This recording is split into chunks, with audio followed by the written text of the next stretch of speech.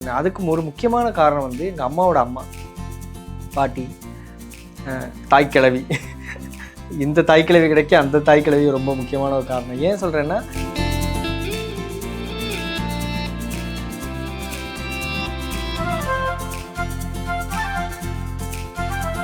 அதான் சொன்ன மாதிரி 20-25 படங்கள் கிட்ட பண்ணியிருக்கேன். தாய்க்கிழவிக்கு அப்புறம் இப்போது சரி ஜஸ்ட்டு போனால் ஒரு சீன் இருக்கும், ஒரு நாள் கூப்பிடுவாங்க. இப்போ வந்து சிவகுமார் முருகேசன் அவர்கள் வந்து இந்த ஆர்டிஸ்ட் இதிலிருந்து கேரக்டர் ஆர்டிஸ்ட்ன்ற ஒரு ப்ரமோஷனை கொடுத்துருக்காரு.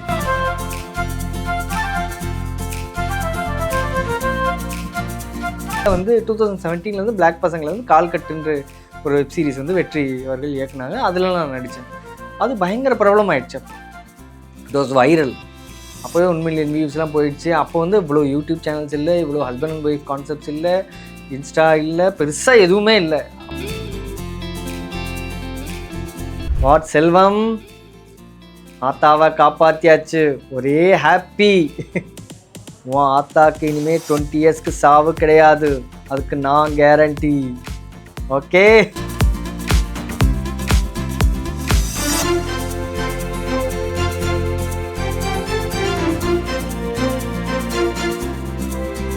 ஹலோ எவ்ரிவன், நம்ம எல்லாருமே தாய்க்கிழவி படத்தை பார்த்து என்ஜாய் பண்ணிப்போம். இன்னைக்கு நம்ம கூட இருக்கிறவங்க யாருன்னு பாத்தீங்கன்னா, தாய்க்கிழவி மூவில டாக்டர் ரோல் பண்ண ஆக்டர் பிரதீப் அவங்க தான். Hello sir. ஹலோ, எப்படி இருக்கீங்க? நல்லா இருக்கேன். நீங்க? நல்லா இருக்கேன் சார். தாய்க்கிழவி படம் பார்த்தோம், ரொம்ப நல்லா இருந்துச்சு, ரொம்பவே சூப்பரா நடிச்சிருந்தீங்க. உங்க ஜேர்னி நீங்க எப்படி ஸ்டார்ட் பண்ணீங்க? தாய்க்கிழவி படத்துக்குள்ள நீங்க எப்படி வந்தீங்க? ஆக்சுவலி நான் ஐடியில் ஒர்க் பண்ணியிருந்தேன். ஒரு குவிட் பண்ணி ஒரு 10-11 இயர்ஸ் ஆயிடுச்சு. ஸோ ஃபுல் டைமாக அதை ஆக்டிங் ட்ரை பண்ணணுன்றதுக்காக பண்ணிகிட்ருக்கேன். அதுக்கு முன்னாடி தியேட்டர் ஒன்று பண்ணிகிட்டு இருந்தேன். ஸோ தியேட்டர் ஒருத்தர் பண்ணோடனே அதில் கான்ஃபிடன்ஸ் வந்ததால் அந்த வேலையை விட்டுட்டு ஸோ ஃபுல் டைமாக இதை பண்ணிகிட்ருக்கேன். இப்போ இது தாய்க்கிழவி படம் வந்து நான் மதுரை, சொந்த ஊர் மதுரை பேசிக்கலி. கடைசி விவசாயி மணிகண்டன் இயக்குனர் வந்து எனக்கு ரொம்ப பிடிக்கும். அவர் படத்தில் எப்படியாவது நம்ம ஒர்க் பண்ணணும், ஏதாவது அவர் ஒர்க்கில் ஏதாவது இருக்கணுன்றதுக்காக நான் வந்து அவர் வந்து மதுரையில் செக்கானூரணி பக்கத்தில் ஒரு ஆஃபீஸ் போட்டிருக்காரு. அங்கே தான் நெக்ஸ்ட் வெப் சீரிஸ் பண்ணுறாங்கன்னு ஒரு 2 வருஷத்துக்கு முன்னாடி இது சொல்கிறது. அப்போது கேள்விப்பட்டேன். சரி, அதனால் அவரை தேடிட்டு நான் போனேன். மதுரைக்கு போயிருக்கும்போது ஒரு தடவை அவரை தேடி அவர் ஆஃபீஸில் போய் பார்த்துட்டு அவரை பார்த்து பேசணும்னு. அன்ஃபார்ச்சுனேட்லி அவரை நான் பார்க்க முடியல. ஆனால் அங்கே ஒரு ஏடிஸ்லாம் பார்த்து ஆடிஷன்லாம் கொடுத்துட்டு அந்த ஆஃபீஸை பார்த்துட்டு வந்தேன். அந்த தொடர்பில் வந்து எனக்கு இந்த படத்தோட கான்டாக்ட்ஸ் எனக்கு கிடச்சிது. இங்கே ஏடி அவர் ராஜேஷ்னு ஒரு ஃப்ரெண்டு தம்பி, அவர் தொடர்பு கிடச்சிது. அவர் வந்து கடைசி விவசாய மணிகண்டன் சாரோட அசிஸ்டண்ட் தான் சார் இந்த படம் பண்ணுறாரு, நீங்கள் இது வேணால் கொஞ்சம் வந்து பண்ணுங்கண்ணே, ஏதாவது ஒரு ஆடிஷன் இருக்குது, டாக்டர் ரோல் வந்து பண்ணுங்கன்னாரு. ஸோ அதை கொடுத்துட்டு வந்தேன். அது ஒர்க் ஆச்சு. ஐடி ஒர்க் அப்புறம் ஆக்டிங், இது ரெண்டையும் இப்போ கொடுத்தா நீங்கள் எதை சூஸ் பண்ணுவீங்க? ஆல் டைம் ஆக்டிங் தான். ஏன்னா ஐடி ஜாப் வந்து அதாவது நம்ம நாட்டில் இருக்கிற ஒரு விஷயம் என்னென்னா, குடும்ப சூழ்நிலை காரணமாக இருக்கிற டெவலப்பிங் கண்ட்ரிஸாக இருக்கிறதால ஸோ எவ்வளோ தான் ஆசை இருந்தாலும் எல்லாராலையும் அவங்க ஆசைப்படுற வேலைகளை பேஷனேட்டாக இறங்குற முடியறதில்ல. ஒரு கலையாக இருக்கட்டும், ஒரு வேறு வேலையாக இருக்கட்டும், வேறு பிடிச்ச இன்ட்ரெஸ்டான ஒர்க்கை யாரையும் பார்க்க முடியறதில்ல.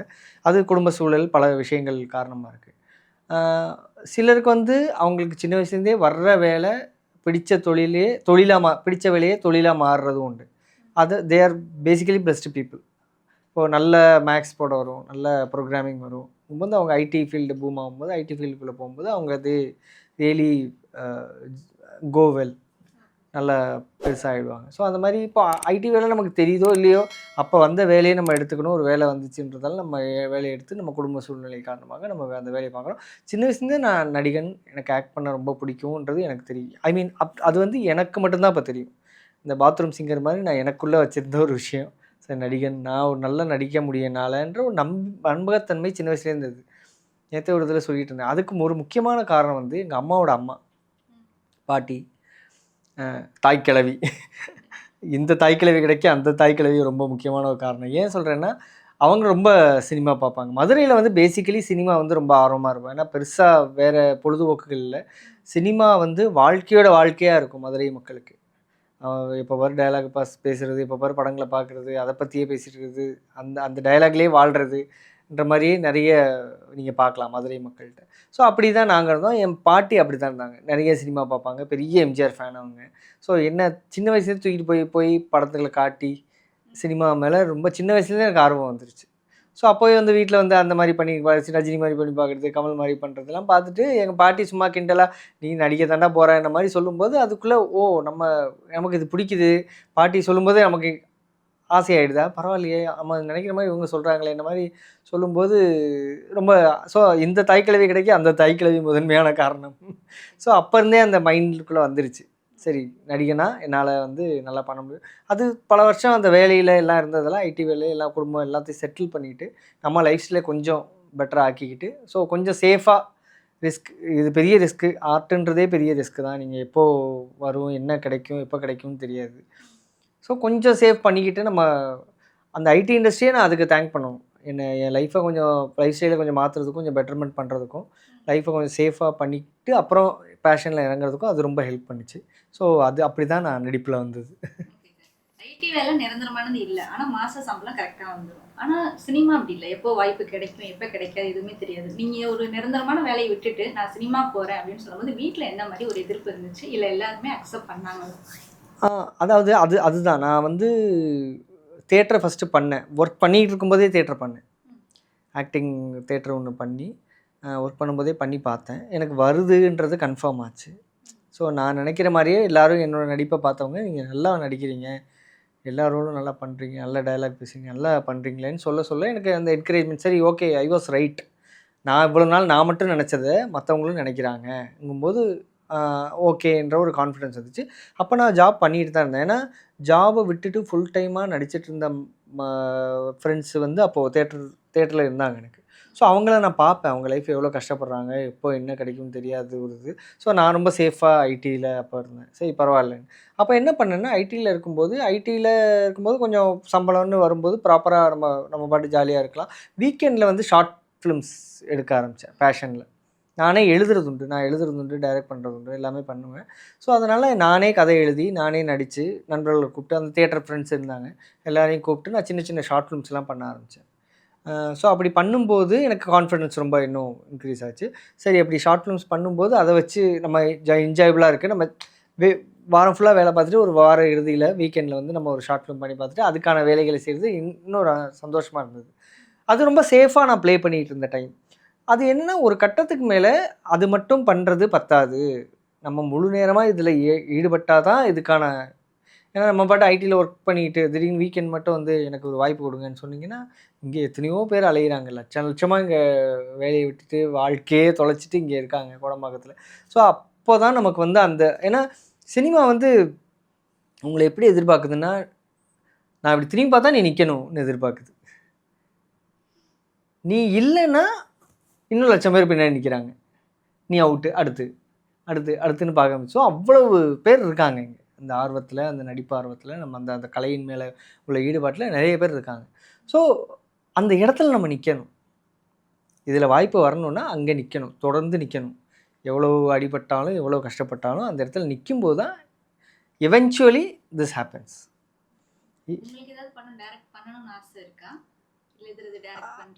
எழுதியிருக்கேன், ஸ்க்ரீன் ப்ளே கூட எழுதியிருக்கேன், பண்ணுறதுக்கு ஆசை இருக்குது, நான் பண்ண முடியும், என்னால் பண்ணுவேன். நான் ஷார்ட் ஃபிலிம்ஸ் நிறைய பண்ணதால் நண்பர்களுக்கு நல்ல டீம் இருக்காங்க என்னை சுற்றி. ஸோ அது வந்து நீங்கள் கேட்ட கேள்வி வந்து ஃபேமிலியை அக்செப்ட் பண்ணாங்களா, எப்படி இது எடுத்துக்கிட்டாங்கன்னு சொன்னால் அதான் சொன்னேன். ஆரம்பத்தில் சேஃபாக இருந்தேன், அதுக்கப்புறம் இந்த இந்த இந்த ஸ்டாண்டை நான் எடுக்கிறேன். அப்போ நான் கல்யாணம் ஆகி ஒரு குழந்தை இருந்தது, ஒரு 4-5 வயசு என் பொண்ணுக்கு இருந்தது. ஸோ அப்போ வந்து இந்த ஸ்டாண்டை எடுக்கலான்னு என் ஒய்ஃப்ட்ட டிஸ்கஸ் பண்ணேன், இப்படி பண்ணலான்னு நினைக்கிறேன், கொஞ்சம் 1 வருஷம் 2 வருஷம் நான் ட்ரை பண்ணி பார்க்குறேன் இந்த மாதிரி.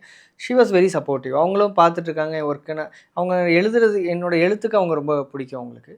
நீ நடிக்கிறதும் ரொம்ப பிடிக்க ஆரம்பிச்சது. அப்புறம் அப்போ ஆரம்பத்தில் டவுட் ஆனாங்க அந்த தேட்டர்லாம் போகும்போது, உனக்கு நடிக்கலாம் தெரியுமா, நீ இல்லை நான் நடிப்பேன்னு சொல்லிட்டு நடித்து காட்டினோன்னே அவங்களுக்கும் ரொம்ப பிடிச்சிருச்சு.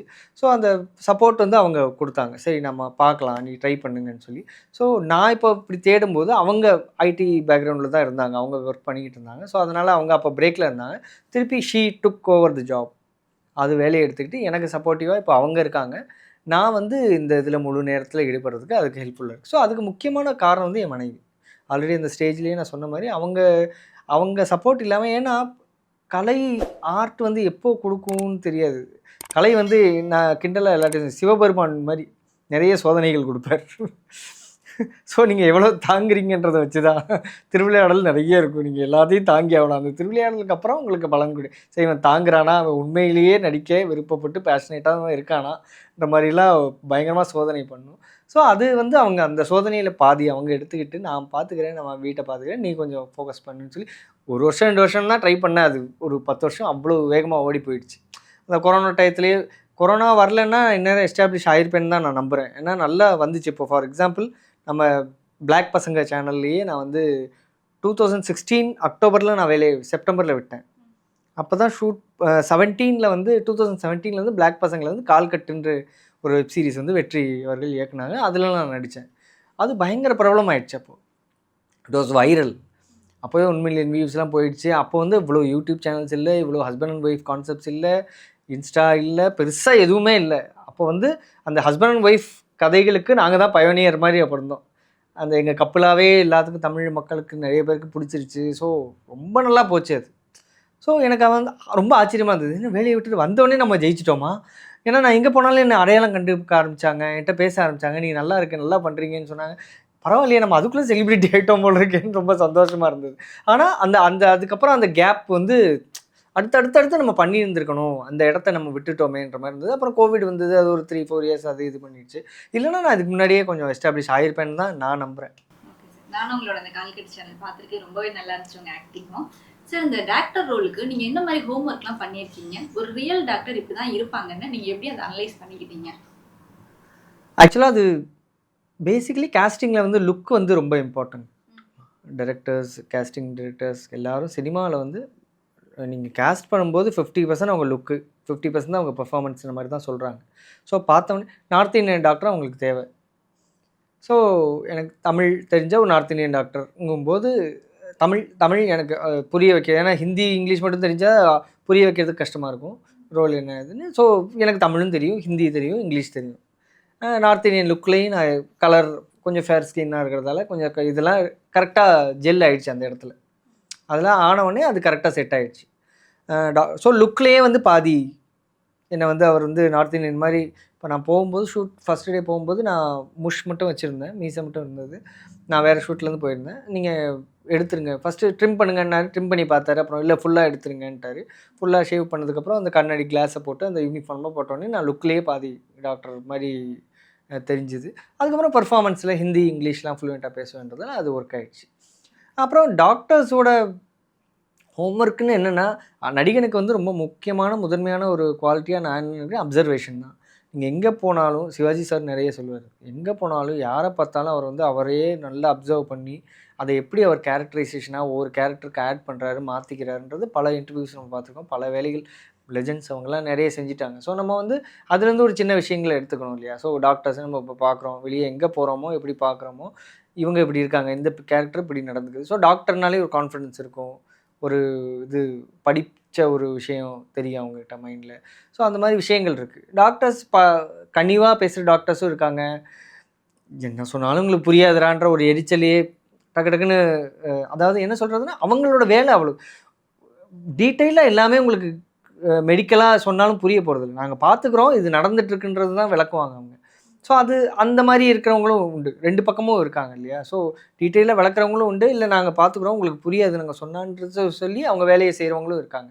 ஸோ இந்த கேரக்டரைசேஷன் அந்த மாதிரி கொஞ்சம் இருந்தது.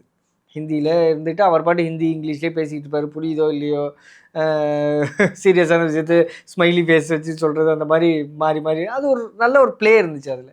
ஸோ அந்த அப்சர்வேஷன் வந்து எனக்கு கண்டிப்பாக இதுக்கு ஹெல்ப் ஆச்சு, எப்படி பண்ணணுன்றதுல.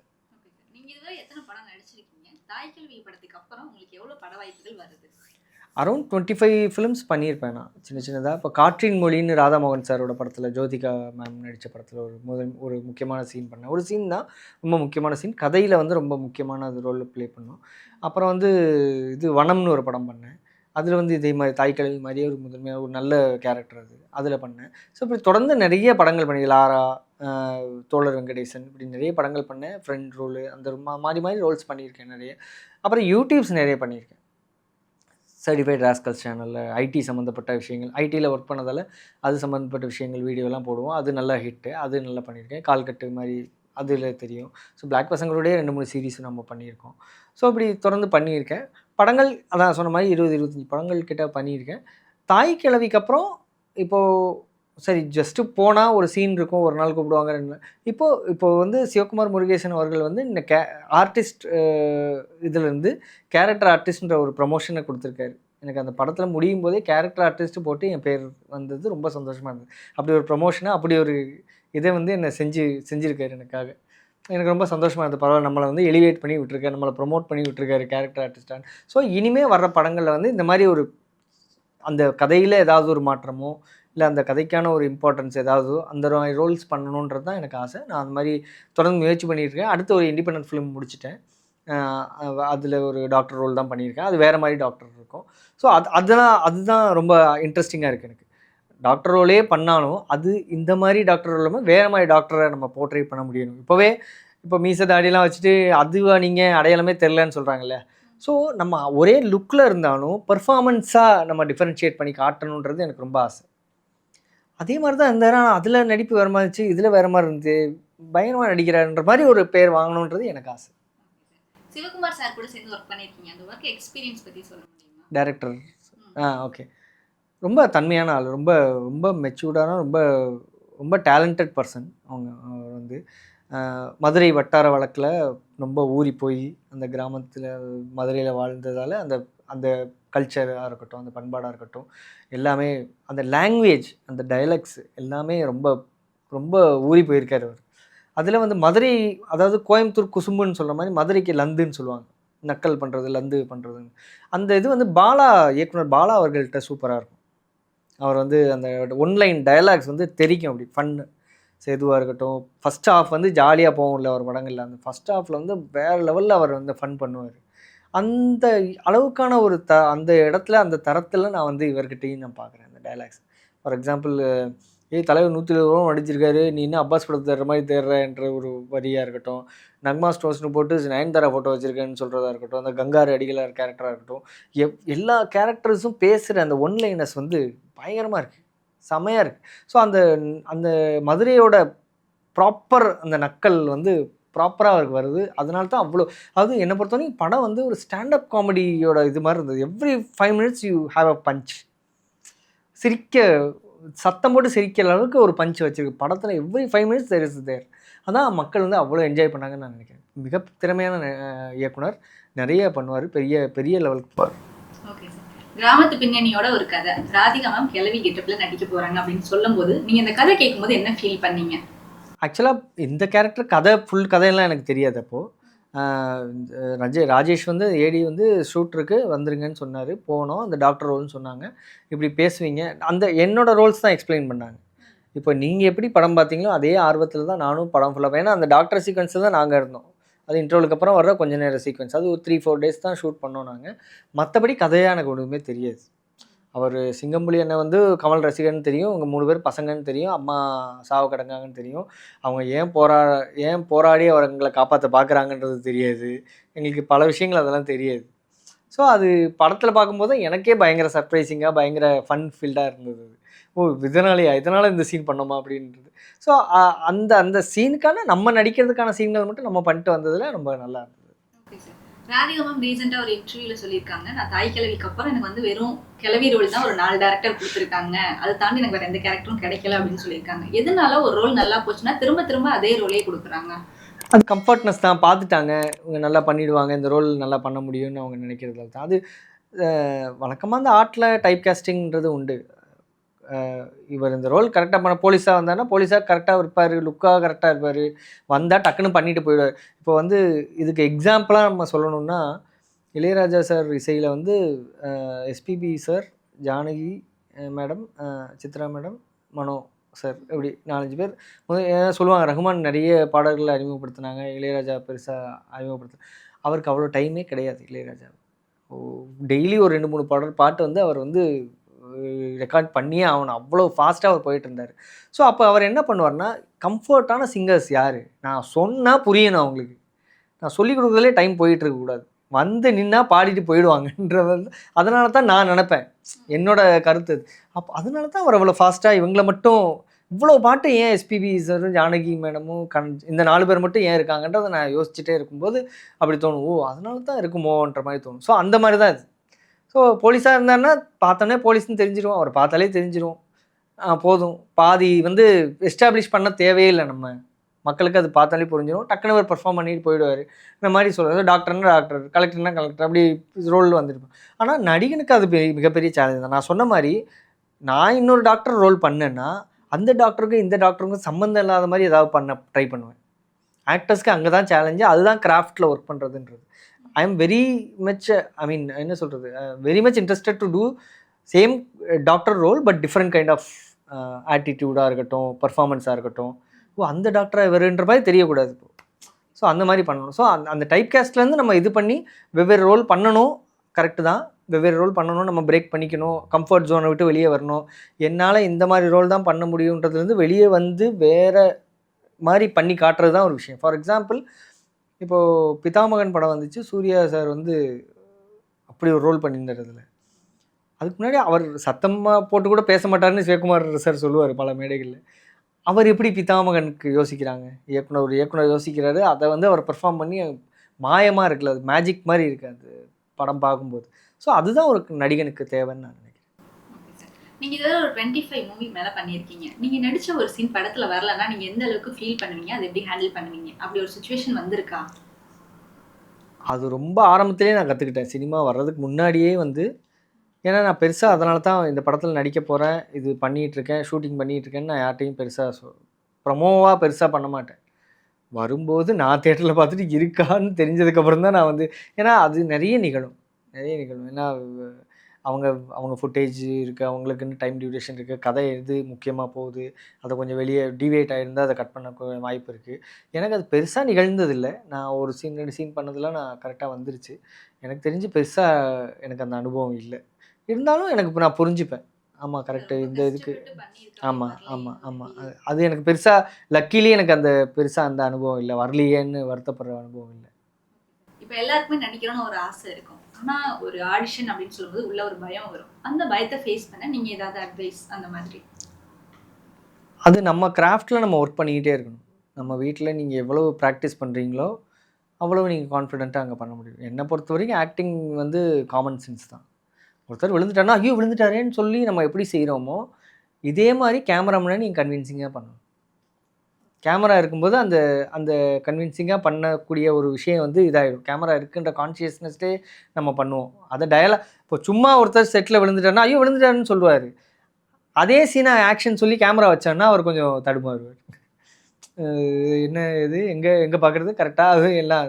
ஸோ அந்த கான்ஷியஸ்னஸ்ஸை அவாய்ட் பண்ணுறதுக்கு நீங்கள் திருப்பி உங்களை ஒர்க் பண்ணிக்கிட்டு வீட்லேயே உட்காந்துக்கிட்டு நீங்கள் என்ன சீன் ஆடிஷனில் பண்ணி காட்ட விரும்புகிறீங்களோ அந்த ஆடிஷனை வந்து நீங்கள் திரும்பி ஒர்க் பண்ணணும். அப்புறம் நிறைய ஆடிஷன்கள் நான் பார்த்துருக்கேன். எனக்கு சக நடிகர்களுக்கு நான் புரிஞ்சுக்கிட்டதை சொல்லணும்னு நினப்பேன். அது என்னென்னா, ஆடிஷன் போகும்போது நீங்கள் ஒரு எமோஷன் மட்டும் அந்த ஆடிஷனில் நீங்கள் பண்ணி காட்டுற ஸ்கிரிப்டில் இருக்கக்கூடாது. கிராஃப் இருக்கணும். நீங்கள் ஒரு சோகத்துலேருந்து ஒரு சிரிப்புக்கு போய் நிற்கணும், இல்லை கோபத்துலேருந்து சாந்தத்துக்கு வரணும், ஏதாவது ஒரு கிராஃப் இருக்கணும். ஸோ 2-3 எமோஷன் நீங்கள் அந்த ஒரு நிமிஷத்தில் நீங்கள் எனாக்ட் பண்ண முடிஞ்சால் உங்களோட கிராஃப் அவங்களுக்கு தெரியும். ஓ டக்குன்னு மாறுறாரு, இப்படி ஒரு நல்லா இருக்கு, இந்த மாதிரி யோசிப்பாங்க. நீங்கள் ஒரே மாதிரி அப்படியே அழுது ஃபுல்லாக நடிச்சு, இல்லை சிரித்து ஒரே மாதிரி நடிச்சுட்டு வந்தீங்கன்னா ஓகேன்னு சொல்லுவாங்க. ஸோ இதான் நான் கற்றுக்கிட்டதை நான் சொல்கிறேன். ஸோ ஆடிஷனை இப்படி ஃபேஸ் பண்ணலாம்.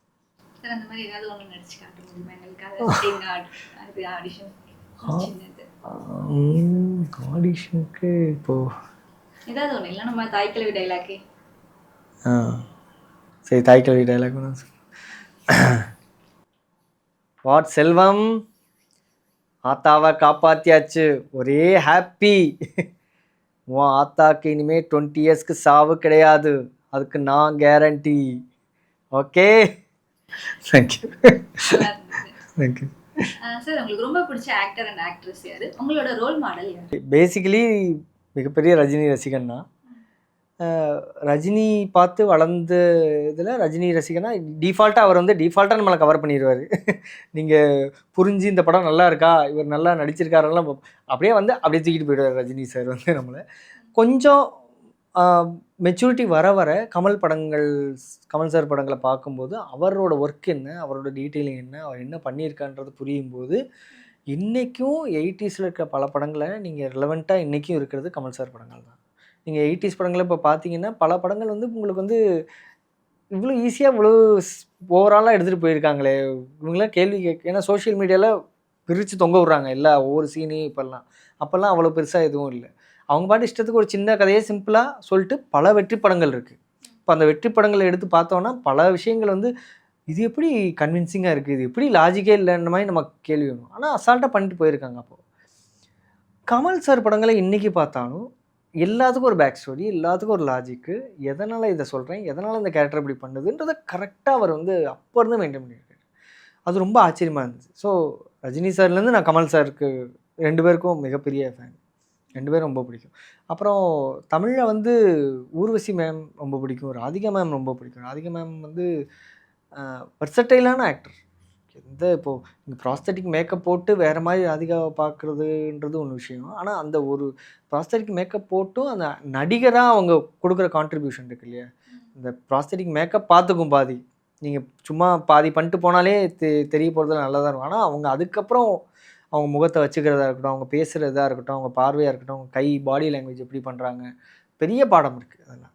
ஸோ அவங்களாம் மிகப்பெரிய ஆக்டர்ஸ். அவங்கெல்லாம் ஹிந்திலேயே எனக்கு வந்து நவாசுதீன் சித்திக் பிடிக்கும், இர்ஃபான் கான் பிடிக்கும், பங்கஜ் திரிபாதி, நஸ்ருதீன் ஷா. தமிழில் வந்து எனக்கு வந்து இவர் எம்எஸ் பாஸ்கர் வந்து ரொம்ப பிடிக்கும். அது நான் கொஞ்சம் என் கிராஃப்டில் ரொம்ப கான்ஃபிடென்ட்டான ஆள்னா, இது நம்ம பண்ணிடலான்னு எல்லா படத்தையும் பார்த்து நான் என்ன நினச்சிப்பேன், இது பண்ணிடுவேன், ஒன்றும் பிரச்சனை இல்லை. ஆகாவோன்னு எல்லோரும் சிலாகிக்கிற ரோலை கூட கொஞ்சம் கொழுப்புலன்னு நினச்சிக்கலவே பண்ணிடுவேன். சில ஆக்டர்ஸ் பண்ணுறது வந்து எனக்கு கொஞ்சம் பயமாக இருக்கும். இவங்க மாதிரி நம்ம பண்ண முடியாது, இவர் பெரிய ஆள் தான்ன்ற மாதிரி. அதில் கமல் சார் ஒன்று, எம்எஸ் பாஸ்கர் சார் ஒன்று. இவர் என்ன சென்னை தமிழ்னா சென்னை தமிழ் பேசுகிறாரு, வட்டார வழக்குனா வட்டார வழக்கு பேசுகிறாரு, இங்கிலீஷ்னா இங்கிலீஷ் சீரியஸ்னா சீரியஸு, காமெடினா காமெடி, எல்லா எமோஷனும் அப்படி வரும். அசால்ட் அப்படியே வந்துட்டு போகிறது பெரிய பாடி லாங்குவேஜ் இருக்கட்டும், என்னவா இருக்கட்டும். எம்எஸ் பாஸ்கர்லாம் யாருங்க நீங்கள் எப்படி இவ்வளோ பண்ணுறீங்க இந்த மாதிரி இருக்கும். பல விஷயங்கள், பல நடிகர்கள் அப்படி இருக்காங்க. பாலையா இருக்கட்டும், நாகேஷ் சார் ரொம்ப பிடிக்கும். நிறைய பேர் நல்ல நடிகர். சிவாஜியை மறந்துட்டேன். சிவாஜியோட மிகப்பெரிய ஃபேன்னா.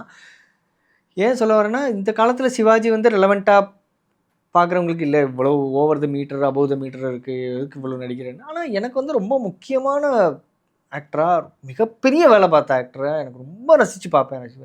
ஏன்னா நீங்கள் சிவாஜி படங்களை பார்க்கும்போது எனக்கு என்ன தோணும், ஆசை நடிகராக அந்த டைம் பீரியடை மைண்டில் வச்சுக்கிட்டு அந்த பெர்ஃபார்மன்ஸை பார்க்கணுன்னு தோணும்.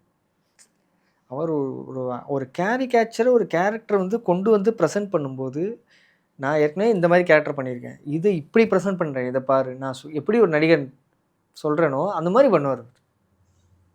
அசால்ட்டாக சத்தமாக தான் எல்லாமே பேசுகிற டைலாக், மெல்ல அசால்ட்டாக ஆட்டிடியூடில் இந்த இங்கிலீஷ் படம் ஆக்டிங்கில் ஒன்று பண்ணிட்டு போனது கூட பல படங்கள் இருக்குது, பல எக்ஸாம்பிள் இருக்குது சிவாஜி சார்.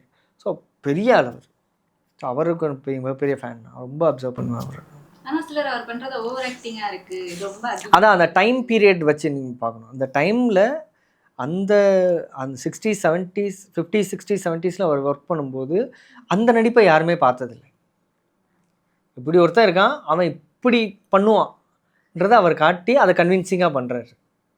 அவன் இப்படி பண்ணுவான். நீங்கள் ஓவர் ஆக்டிங் இப்போது லேட்டர் ஃபிலிம்ஸ் தான் சிவாஜியோடது நம்மலாம் நிறைய பார்த்துருக்கோம். ஆரம்பகால படங்களில் அவர், அதான் இப்போ கமல் சார் சொல்லுவார், பராசக்தியே அவர் நடித்து முடிச்சிட்டாரு. ஃபஸ்ட்டு படத்துலேயே அவ்வளோ வேலைகள் செஞ்சிட்டார் அவர். ஸோ அவர் டிரெக்டர்ஸ் ஆக்டர் தான். நீங்கள் எப்படி கேட்குறீங்களோ அது மாதிரி அவ்வளோ அள்ளி கொடுக்கக்கூடிய ஆள் அவர், பெரிய ஆள். இப்போ வர பெரும்பாலான படங்கள்ல ஆக்டருக்கு தான் பெரிய முக்கியத்துவம் கொடுக்குறாங்க, ஆக்ட்ரஸ்க்கு முக்கியத்துவமே கொடுக்கப்படுறதில்லை. அதை நீங்கள் எப்படி பார்க்குறீங்க? எனக்கு தோணலை. இப்போது நிறைய படங்கள் வருது, ஈக்குவலாக நிறைய படங்கள். எனக்கு அப்படி ஒன்றும் தெரியல. பெண் கதாபாத்திரங்களை முதன்மையாக வச்சு கூட பல படங்கள் வந்துட்டு தான் இருக்குது. இப்போ தாய்க்கிழவியே ஒரு பெரிய எக்ஸாம்பிள். பெண் சுற்றி பெண்கள் தான் இருக்காங்க, ஆண்கள் வந்து சப்போர்ட்டிங்காக தான் இருக்காங்க, பெண்கள் தான் எம்பவர்டாக இருக்காங்க. ஸோ அது ரொம்ப மிகப்பெரிய மகிழ்ச்சியான ஒரு விஷயம். நிறைய படங்கள் அப்படி வருதுன்னு தான் நான் நம்புகிறேன். Okay sir. இப்போ வர யங் ஆக்ட்ரஸ்க்கு நீங்கள் கொடுக்குற ஒரு அட்வைஸ்னால் என்ன மாதிரி இருக்கும்? ஆக்டர் அண்ட் ஆக்ட்ரஸ் யாராக இருந்தாலும் சினிமாக்குள்ளே வரணும்னு எதிர்பார்க்குறவங்க. கிராஃப்டில் ஒர்க் பண்ணணும், அது ரொம்ப முக்கியம். அது ஆக்டிங் கிராஃப்டாக நீங்கள் யூனிக்காக என்ன பண்ணுறீங்க, இது எப்படி உங்களை ப்ரெசென்ட் பண்ண போகிறீங்க. ஏன்னா ஏகப்பட்ட பேர் இருக்காங்க, ஏகப்பட்ட பர்ஃபார்மன்ஸஸ் இருக்குது. இப்போ நீங்கள் நம்ம ரோட்டில் பார்க்குற தத்ரூபாவான வினைல் போர்டில் பெயிண்டிங் பார்க்குறோம். பெண் படமோ ஏதோ ஒரு போர்ட்ரேட் வரைஞ்சிருக்காங்க, ரஜினி வரைகிறாங்க, ஆக்டர்ஸ் வரைகிறாங்க, பல பேர் வரைகிறாங்க. அவ்வளோ தத்ரூபமாக தான் இருக்குது.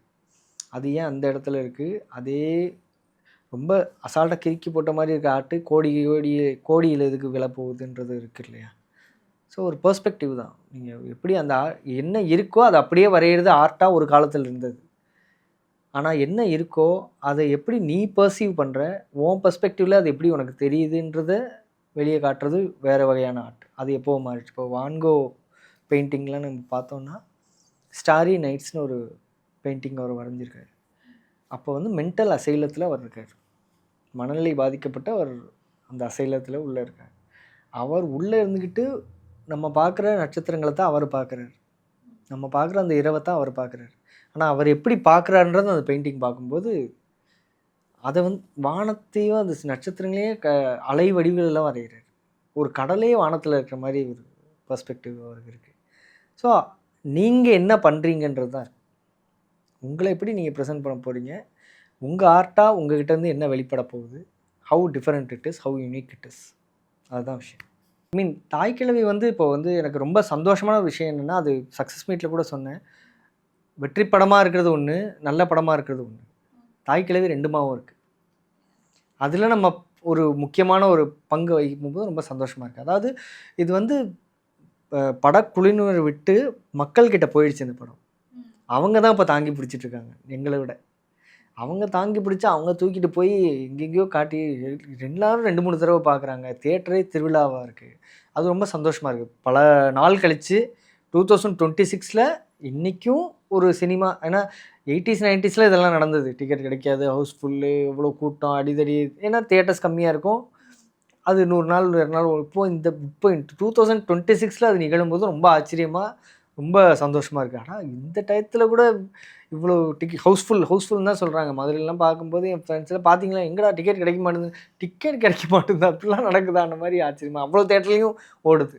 ஸோ ரொம்ப சந்தோஷமாக இருக்குது அதை நினைக்கும்போது. ஸோ தொடர்ந்து சப்போர்ட் பண்ணுங்கள். நல்ல படங்களை, நல்ல ஒர்க்கை நாம் இன்னும் பண்ணுறோம். நன்றி. ஹாய். என் இன்டர்வியூ என்ஜாய் பண்ணியிருப்பீங்கன்னு நினைக்கிறேன். ஏதாவது தப்பாக சொல்லியிருந்தா, தப்பாக பேசியிருந்தா எனக்கு மன்னிச்சிருங்க. டெலிஃப்ளிக் சேனலுக்கு சப்ஸ்கிரைப் பண்ணுங்கள். தொடர்ந்து நல்ல இன்டர்வியூஸ், நல்ல கண்டென்ட்ஸ் வரப்போகுது. தயவுசெய்து சப்ஸ்கிரைப் பண்ணுங்கள். தேங்க்யூ.